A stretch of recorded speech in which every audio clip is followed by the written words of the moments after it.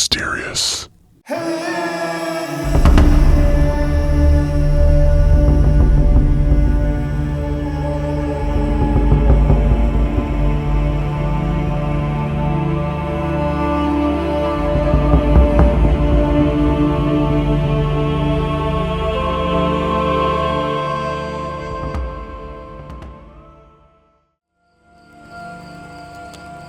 This Bigfoot sighting took place in the Black Hills, near my home in South Dakota. The park actually consists of over 1 million acres. It is incredible in its vastness and diversity. There are many trails in the park, 32 to be exact, and this trail is labeled the number 26. My sister Louise and I have been on all of them more than once, and some of them dozens of times. So we have a pretty good feel for the park. This particular trail is one of our favorites for doing a little snowshoeing or cross-country skiing in the winter months. It was the beginning of August when the sighting occurred. When hiking this trail, there's not a lot of elevation change, which is why it's ideal for snowshoeing. Perhaps there's maybe 500 to 700 feet total throughout your hike. The majority of the trail is marked in primarily old, well-worn vehicle trails throughout. There are, however, areas marked as trail where you're confronted with nothing but 4-foot tall grass. It's not much of a trail, if you ask me. While walking along these trails, you are, for the most part, walking in between rolling hills that are fairly well covered with small to medium-sized pines and some dry rocky terrain. Many of the trails run down into what I would call small grassy meadows or fields. Luis and I were coming down this one old car path with somewhat of a tunnel effect.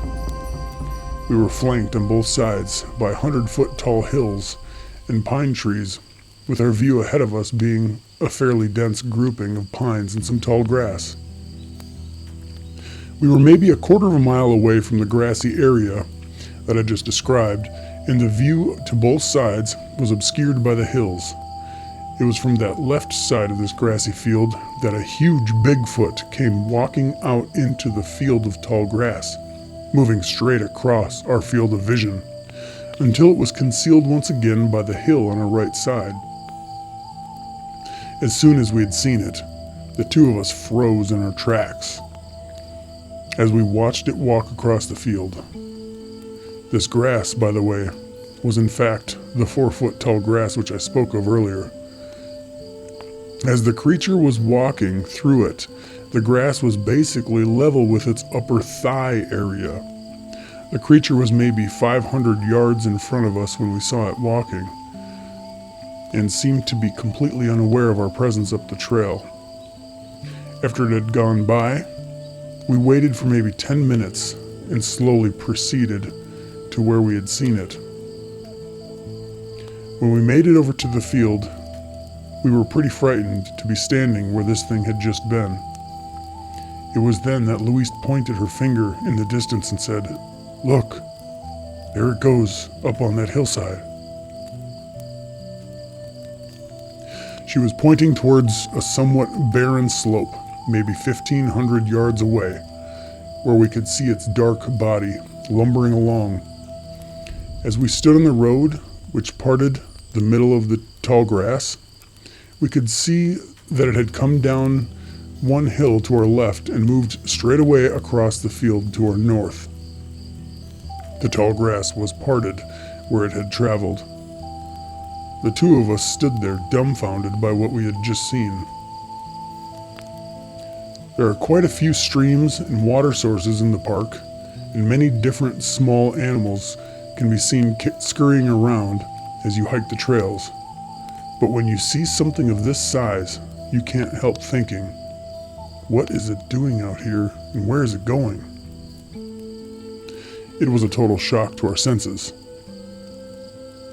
When it was cutting through the grass, its body must have been fully at least another 5 to 6 feet above the grass. More than likely, it was 9 or 10 feet tall. The movement seemed to be slow and very lethargic, and yet, now that we were standing where it had been, it had walked about 100 yards, maybe 15 or 20 seconds time, which told us that it takes some serious long steps to do so.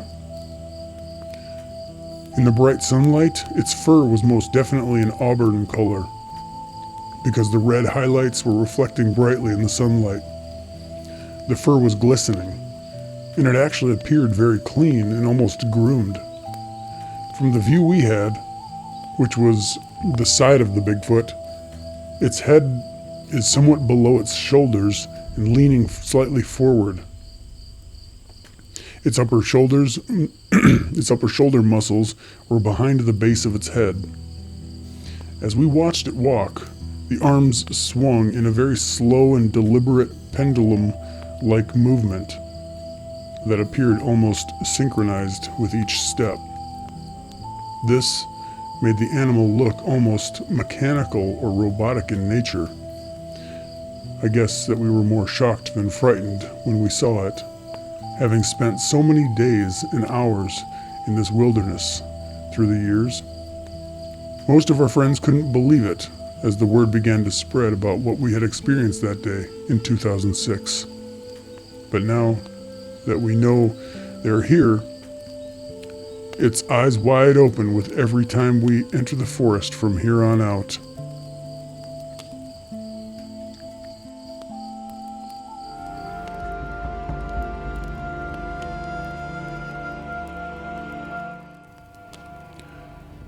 Rex and I had done this hike numerous times during different months of the year, each providing us with a different set of challenges. In particular, during the winter, the snow near the summit can be waist deep. Regardless of that, during any winter or even late spring hikes, you'll most definitely need walking poles and spikes. This is an extremely difficult hike in anyone's book, and I'm sure many people turn back after having begun it. The left side of the trail can be quite treacherous, presenting you with many switchbacks and some very steep inclines where you're more mountain climbing than hiking. From Hoodsport, you head 9 miles west on Lake Cushman Road until you reach State Forest Service Road number 24. Turning left, you proceed 3 miles until you see the trailhead sign on your right. There are several things I will caution you about. During this hike, you're virtually enclosed in the forest the entire time. And on many occasions, after you reach the summit, you find that you're encased in fog obscuring all of your views. From the top, you can see Mounts Rainier, Adam, and St. Helens. Further off in the distance, you're looking at the Olympics. And below is Lake Cushman, which is a breathtaking view in and of itself. There are also times of the year when the yellow jackets are swarming.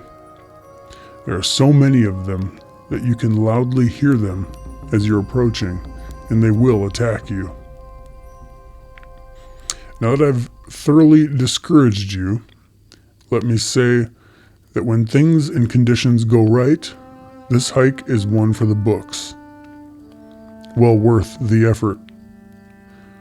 Although it's touted to be some 5.5 miles in length on my GPS, I have clocked it at more or less 7.5 miles. I would also advise anyone to bring twice as much water as they think they'll need. And if you have soft feet, bring Band-Aids as well. The last time that we were in here, we hiked up on a cougar that was less than 10 feet from the trail, and it took off like a rocket. This time around, we were planning to do our second night hike. There are absolutely no words to describe sitting at the summit at 4 a.m., under the canopy of the night sky. I actually pity humanity for not experiencing such beauty in their lifetime. We were getting set up to go, and it was about 1:15 a.m. when we began the hike. It was late July of 2010, and the night was pristine to say the least. Being well familiar with this trail, we had to make the summit in about 2.5 hours. I must warn you also, the hike begins at about 700 feet of elevation, and at the peak you're at around 4,300 feet. I only say that because this hike is steep and arduous the entire time you're in it. Having achieved the summit, we laid back on our packs, enveloped by the night sky. As I was lying there, I felt as though the sky was drawing me into itself, and I was thinking that I was at one with the universe. Mere words cannot describe what we were feeling at this time. After about an hour and a half or so, we began our descent down the right hand of the side of the mountain. This side is somewhat easier than the left, and of course, we were now going downhill as well. I must say that for those of you who are not night owls, your eyes actually do get quite accustomed to the dark, and you can see reasonably well, all things considered. On this trail, you're literally in the trees the entire time with only a few occasional breaks overlooking the slopes, and some well-dispersed living and dead timber.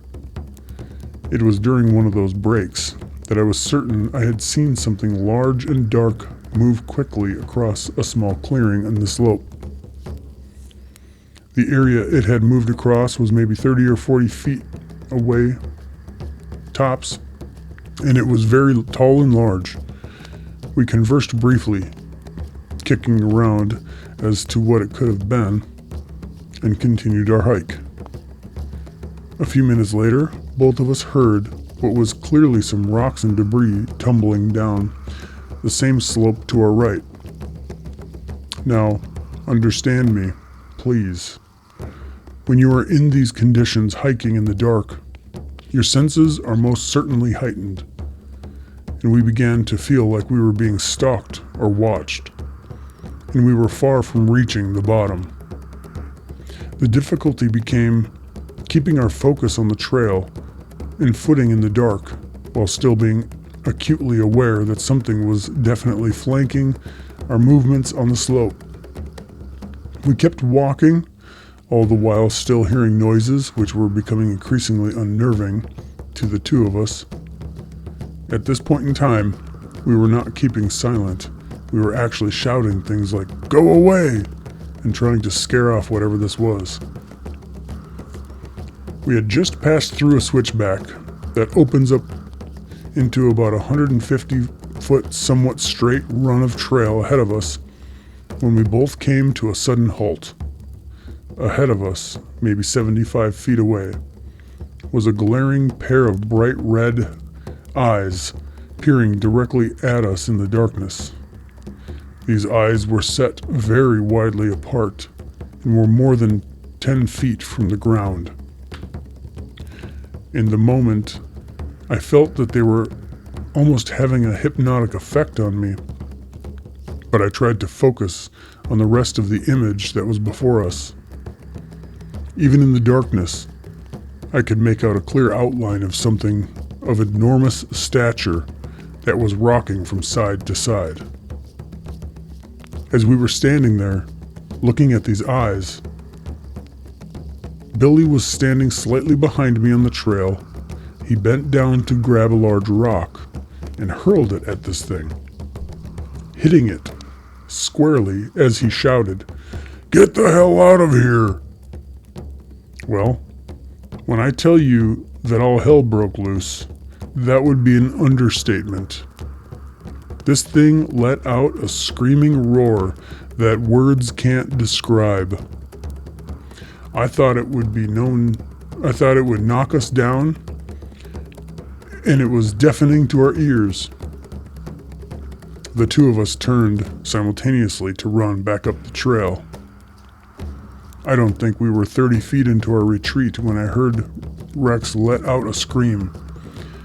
I turned, and Rex was now on his back, laying on the ground, groaning, as this beast was now standing over him, screaming with its mouth wide open, contorting its upper body.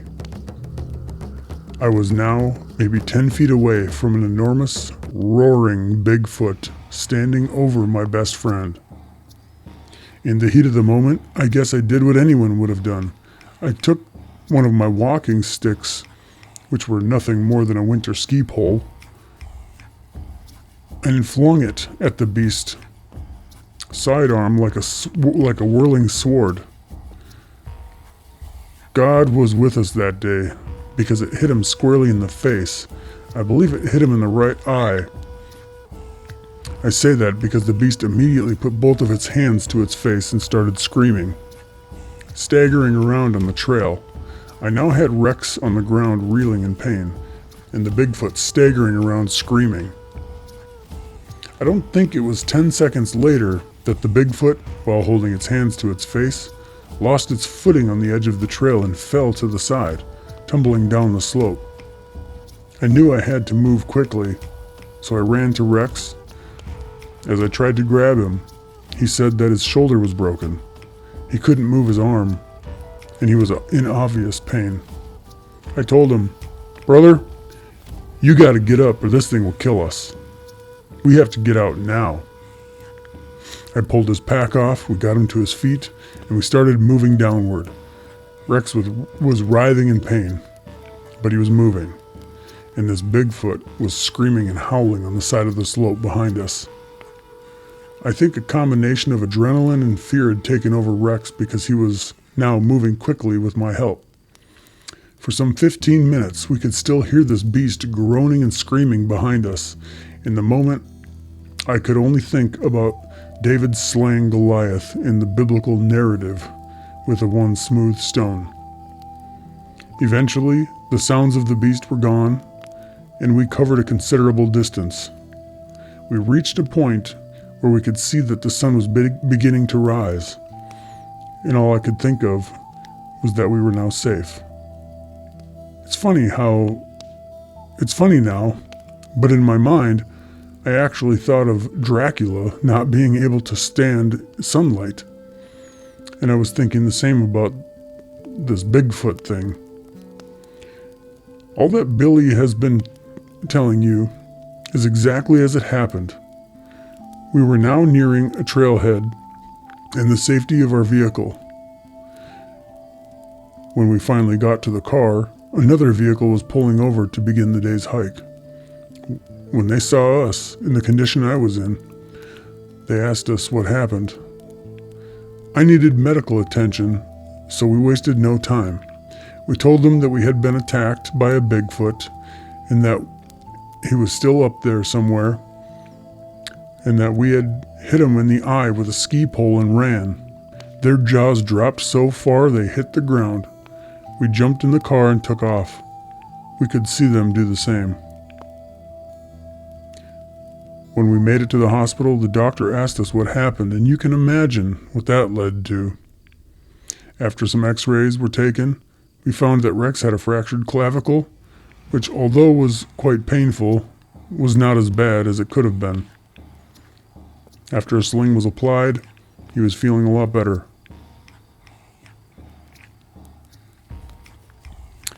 As you already know, this all happened quite a few years ago. But when we were in the hospital, Rex told me, as soon as we had started to attempt running back up the trail, this creature had grabbed his backpack, slamming him to the rocky ground on his back. He knew immediately that something had broken his body. Rex said that his body was shaken as this thing stood over him, roaring down at him. This was obviously retribution for being hit with the rock. And who knows, it may have killed both of us right then and there. Even in the darkness, when we were finally all in close quarters, I could see the immensity of this beast.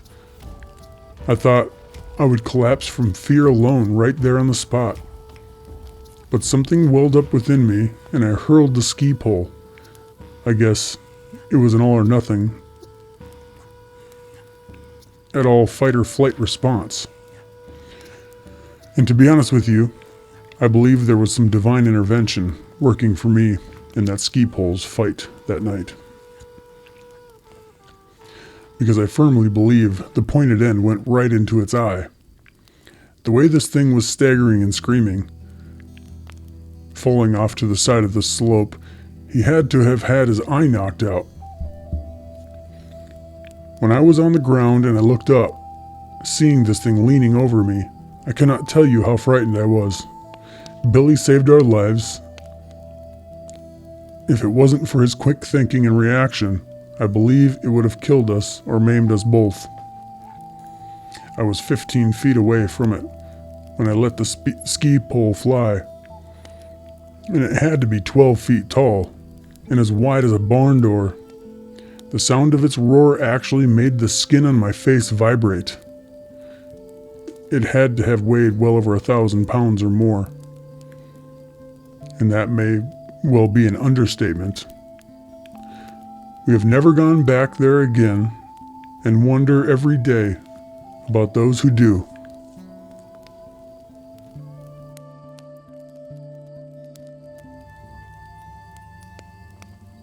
Having run across your query for people who had encountered Bigfoot in their lifetime, I thought that I would contact you and add my encounter into the record books before I'm no longer able to do so. I guess, as I begin, I should tell you that in that day and time, never heard of and neither was there any talk whatsoever about what is now called a Bigfoot. And of course, I don't have to tell you that our only form of media at that time was our home radio and the newspaper, which was nothing compared to what we have today. The local library was our only source of any educational material, and if they didn't have it on the shelf, you couldn't learn about it. We were living at the time outside of Detroit proper, which is nothing like the Detroit of today. Where we lived was rural farm country, open fields and woods. My dad and I would always spend a fair amount of time fishing in some local ponds and lakes. And at some point after the war, he had decided to take a breather and head north for a trip to Canada. It was to be my father and me, as well as Mr. Nance and his son Paul, who was my friend at the time. I remember we flew out of Detroit on a twin-engine prop plane to Manitoulin Island near a place called Gore Bay. From there, we caught a ride on a Fairchild float plane, which was an incredible experience in itself. The pilot took us and our guide up north, landing on 10 Mile Lake, where we would stay for the week. I still have the brochure from the outfitter, and I thought I would share with you a few things that they had advertised at the time. Sportsmen come from all over the world to fish in northern Ontario's remote lakes and streams. No other area provides such a wide variety of real fishing, whether you're wet or dry cast, troll, plug, spoon, or just pole fish. You'll find these waters productive of trout, bass, pike, muskies, and panfish. 3 to 5 pound trout are common and not the exception. Now, as a young boy from Detroit, my eyes lit up when I read this, as you could well imagine. The two dads had decided that we were going to rough it a little bit and booked what was called a crude cabin for the week. We had been introduced to our guide for the week, whose name was Mr. Mike. When I asked my dad why Mr. Mike had come along with us, he said that Canadian law required a licensed guide to be with everyone for their safety. We had a boat with an outboard motor and 2 canoes waiting for us at the cabin. I remember that there was a small wooden bulkhead with 3 steps leading up out of the lake, and the cabin was basically a bare-bones shed with no insulation and some kerosene lanterns hanging from the ceiling for lighting. There was a nice-sized fire pit outside and a small outhouse in the back. The cabin had a really neat stone fireplace, and there was enough wood for a year stacked up outside. The day after our arrival, we took the motorboat out for a little tour around part of the lake. We did a little sightseeing, and in a couple of spots, we actually ran the boat ashore and did a little hiking around with Mr. Mike. One of the things that I remember most was the complete and utter silence of the forest. It was something that you never forget, especially in the hustle and bustle of today's world. Later that afternoon, we got into some muskellunge that were in the neighborhood of 15 to 20 pounds and fought like the dickens. During the next several days, we had done some serious fishing on the lake, and we were having a really good time. However, I think it was on the 5th day we had a mishap, and things took a strange turn. On that day, we had taken the 2 canoes out, and were maybe only a few hundred yards from the camp, and possibly only 75 feet from the shore. Paddling on at a fairly good clip, when we started to hear some noises coming from the woods. These noises were accompanied by what sounded like something crashing through the woods that was keeping pace with us. The noises themselves sounded like something going whoop, whoop, whoop, and were fairly loud. Keep in mind that I told you about how deathly silent the trip had been. We stopped paddling, and everyone was looking and listening intently. When we had stopped paddling, all of the sounds came to an abrupt halt. And we just sat there. I remember Mr. Mike saying, "I wonder what that was." So if he didn't know what it was, we sure as shootin' didn't know either.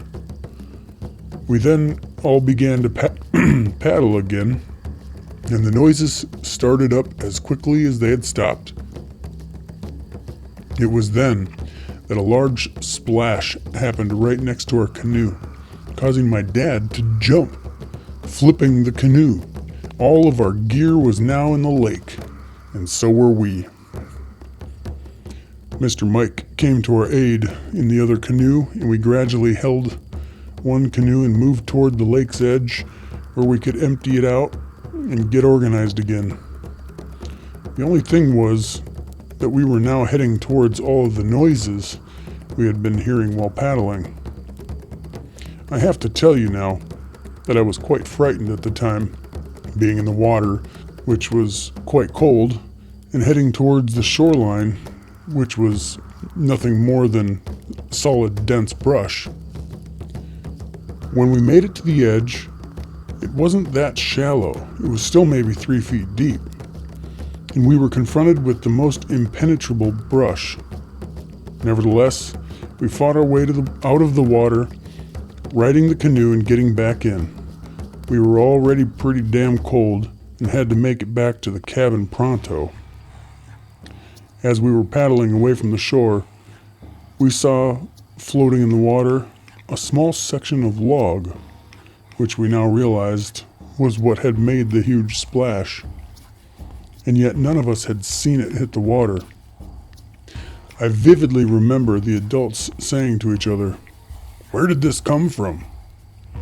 Mr. Mike took the log and flung it towards the shore, saying that logs floating around in the lake can damage the outboard's propellers.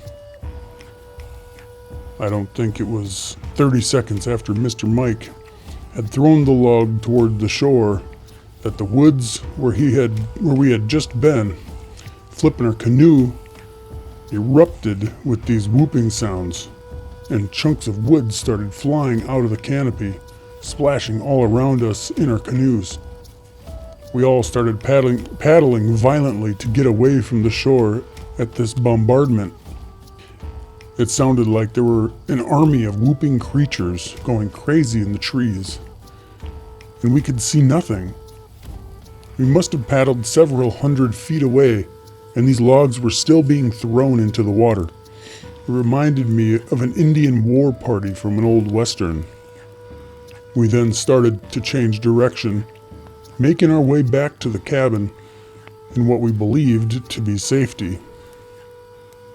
As soon as we had made it back, the fire was stoked up, and we sat around it with blankets to warm up and allow our clothes to begin drying.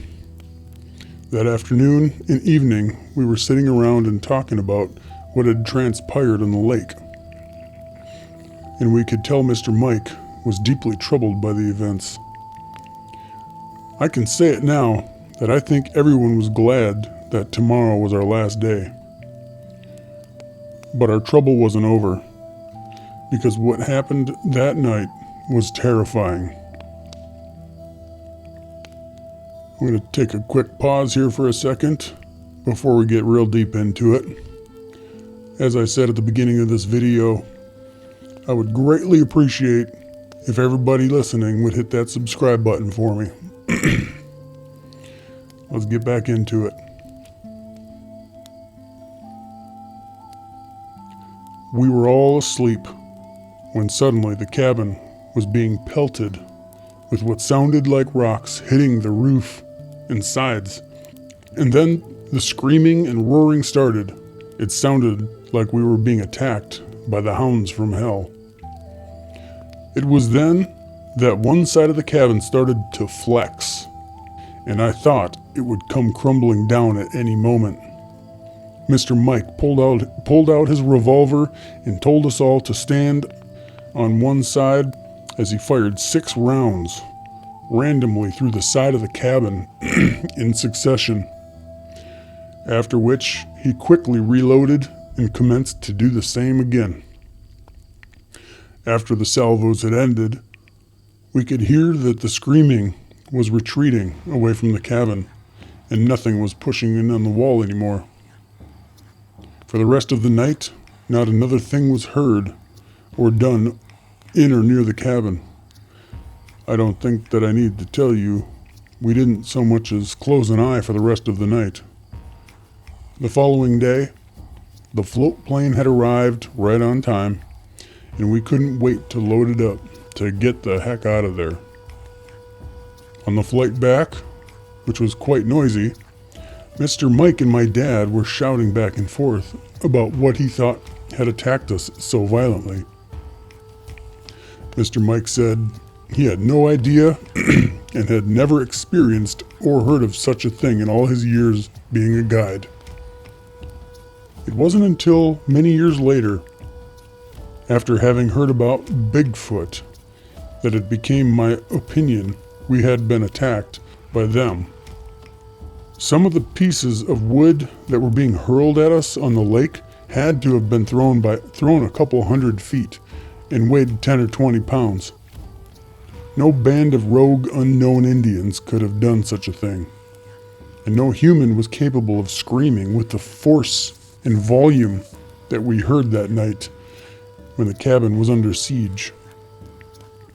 It was the most frightening experience of my life.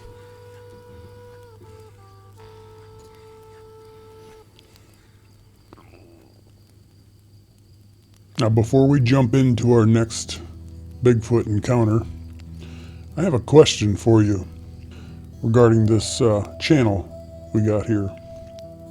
Do you prefer shorter videos, 10, 15 minutes, where I read one encounter? Or would it be better if I would include a few encounters, let's say make a half an hour or hour-long video? I myself love throwing these kind of stories on, and I enjoy the longer format videos personally, like an hour-long video. But what do you like? Greatly appreciate if you drop it down in the comments. That would help me moving forward as this channel grows and I do what I can to produce more quality content for you. I'd like to know what everybody likes here. Let's get into our next one. This one comes from Jack Turner, a former oil rigger from Texas, now living in New Mexico. Jack says, obviously, you and I are talking on the phone, so we can't see each other face to face. But if you were able to see me in 1971 and now, you wouldn't know I was the same person. In 1971, I was a full-blown Texas hippie. Yes, it's true.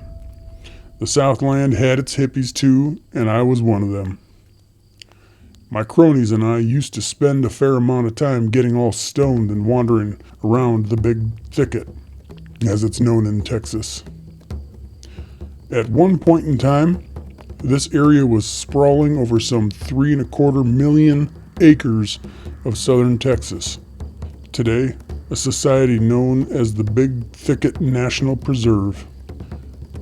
Now, when I was there, we all knew what the booger was, and there was no doubt in our minds as to whether or not they existed.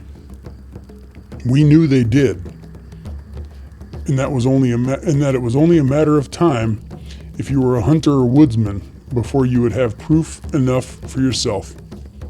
I mean, just picture it in your mind.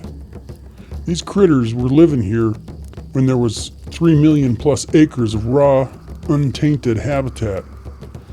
After hundreds of years of building, farming, logging, and oil exploration, their home turf had shrunk to a little over 100,000 acres in 15 locations. And let me tell you something that you can bet on. If you spend some time down there with the good old boys, you'll see one for yourself. I guarantee it. In 1971, I and a couple of the boys went into the Netch's Bottom and Jack Gore Baygill Unit, as it's called, for a day of getting stoned and flipping some frisbees around in the woods. We drove in on the Timberslaw Road and started hiking up towards the Sandlot Lake, following a stream that runs through that neck of the woods. We had been trucking around for about 5 hours, getting to and coming back from the Sandlot. When we were getting near to Ard Lake on the return leg of our day's festivities, we were walking through an area that had a number of what we call bay gals. Now, a bay gal is nothing more than a depression in the Earth's surface, which has a really dense layer of clay underneath it, which doesn't allow the water to drain. They always form under the densest areas of the thicket, where the sun can't get them. They're also known as acid bogs because of the acidity in all the rotting plants in the water. They turn kind of root beer colored, and some of them stink like your old underwear. Believe it or not, there are quite a few critters that make these bay gals their home, especially the ones located by streams or lakes. One of the nastiest critters is the water moccasin. One of them nasty little suckers takes a hold of you, it's kiss your ass goodbye time for sure. So, we were nearing Ard Lake, coming up on an area of bay gal, when we heard what sounded like a man running in the water. We would hear it, and it would stop. We would hear it again, and it would stop. Over and over, we stood there listening to this sound. So we decided it was our nature to sneak up on whoever it was, and maybe give them a scare.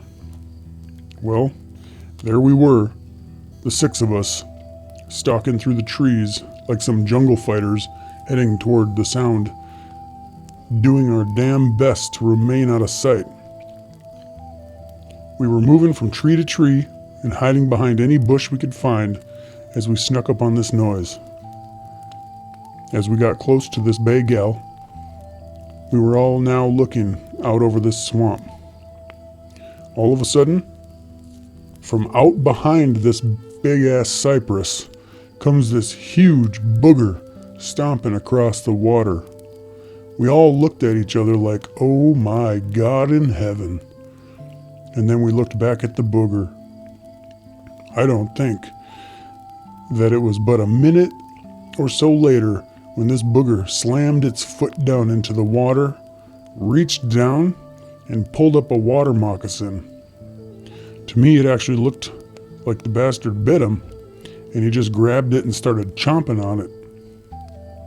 Well, let me tell you, I could not believe what my eyes were seeing. A big, badass booger having a snake for dinner. We were not exactly invisible by any means. All of us were wearing brightly colored clothes and were barely hiding. All he had to do was turn, and we'd be seen.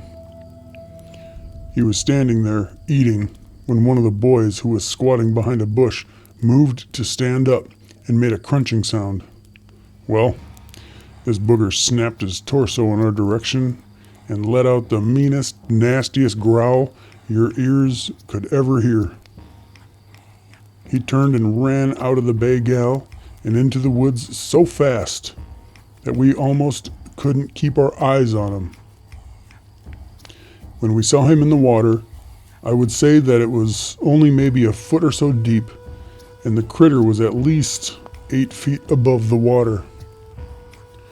This was a very dark and shady area, which is why the bay gal is there.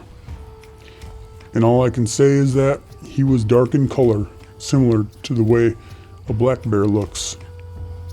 What struck me most was that I'm certain this snake bit him at least once, if not 2 times, and he seemed to be unaffected by the bites.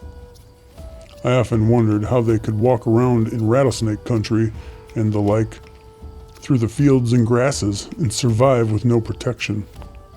Is it possible they're immune? I don't know. I only know what I saw with my own eyes. When he ran away, each leap or step must have covered 10 feet or more, because he was gone so fast that I couldn't believe my eyes.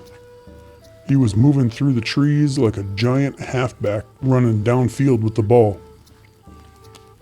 A couple of the boys I was with had seen one before, and one of them had seen several, but he actually looks for them. This was my first and only sighting. The dimensions are, as you already know, beyond our imagination. The sheer thickness of its upper body, arms, and legs is incredible, and would guess its weight at being easily 1,000 pounds or better. I've been fishing, and in particular fly fishing in Maine for as long as I can remember. I can recall in great detail, after having been granted the right to drive a motor vehicle, my first trip up to the St. Johns River to salmon fish with my canoe in the back of an old international pickup truck. Since that day and time, I believe that I can honestly say that my canoe and fly line have touched virtually every body of water in the state at least once. But this story, which I came to you with, is not about the St. Johns River, but about a trip I took to Sourd Nahunk Lake and Stream, located in what is known as the Mount Katahdin region, which is named after and dominated by Mount Katahdin, a ruggedly beautiful wilderness peak in one of the most magnificent areas of the entire world. It was actually in 1968 that I planned 3 days of fishing in these 2 concentrated bodies of water for trout. If I had nothing else in life, I had a beautiful canoe. My canoe had been hand-built by an artisan in Bangor. It was made out of pure cedar and had basket weave seats. The interior rails were finished with 20 coats of varnish, and the outer hull was bright red. In the same light, my International had never been washed while I owned it, which made many wonder how the same guy could own both things. Let's just say it's a matter of priorities. My plan for the weekend was to spend 3 days trout fishing in the stream, but I liked to access the stream via the lake, so that's where I began my excursion. I always packed a small army pup tent and enough non-perishables for a few days.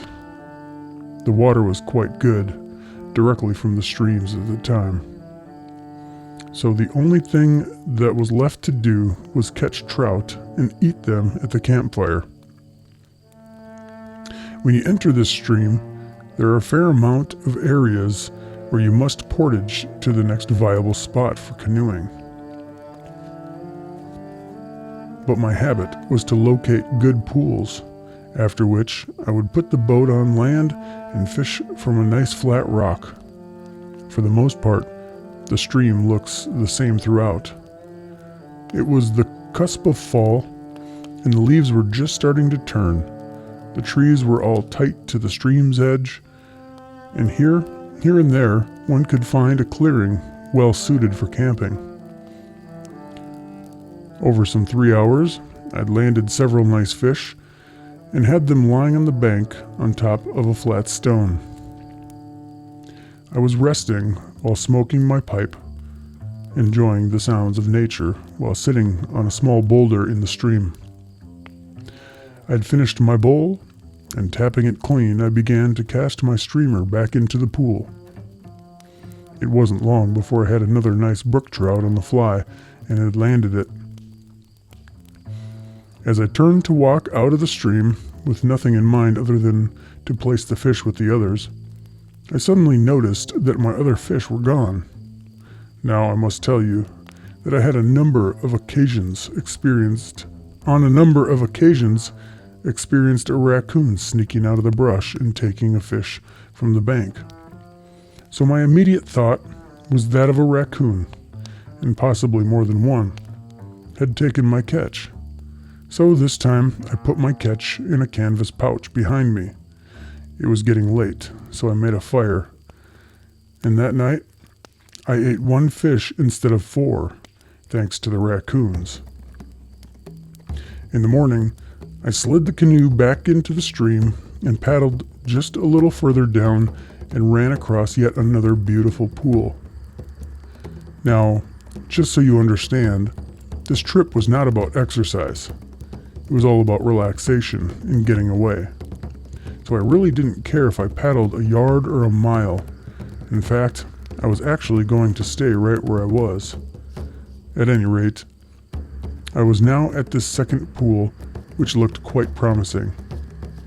It appeared to be about 5 feet deep and had a nice flow going in and out of it, and I could already see some nice trout set up into the current.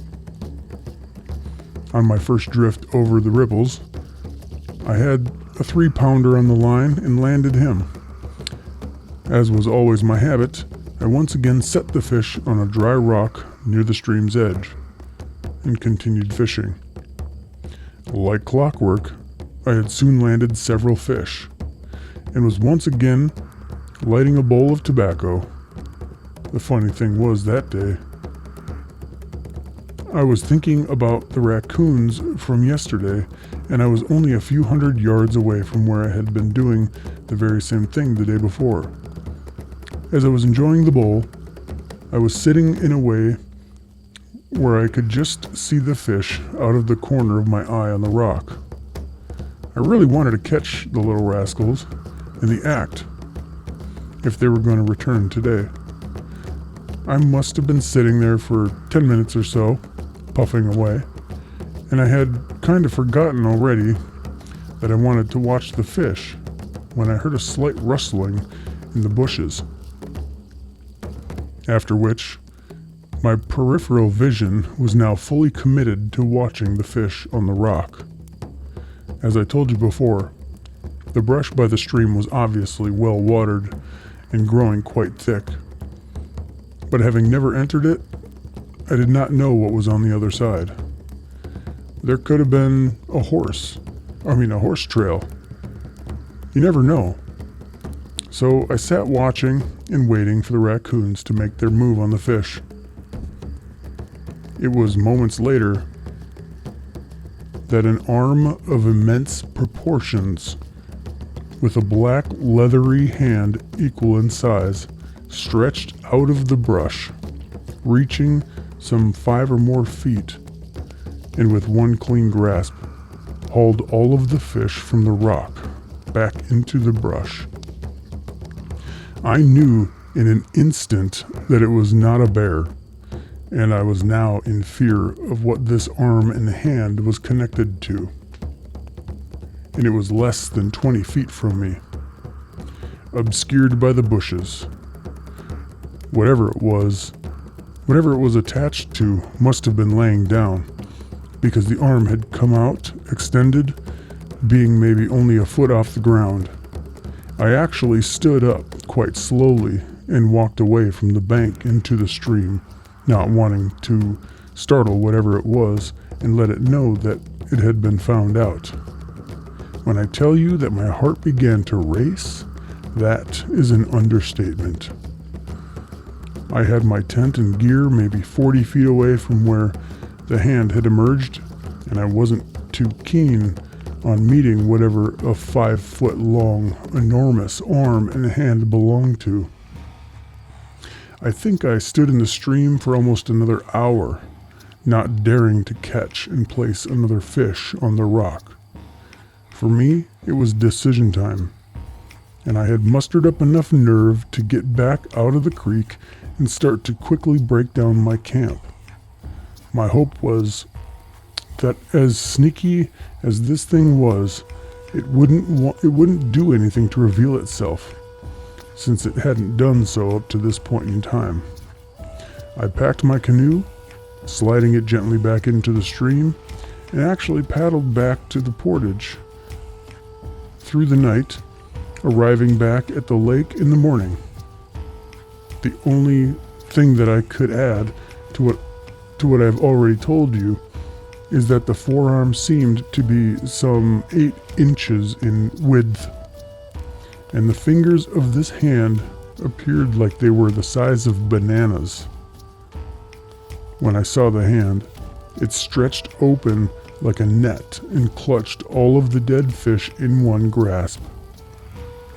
It probably could have done the same if there were 5 or 6 fish. That's how wide the spread of the open hand was. It wasn't until years later that I realized what I had encountered that day, and I have pretty much kept it to myself through the years.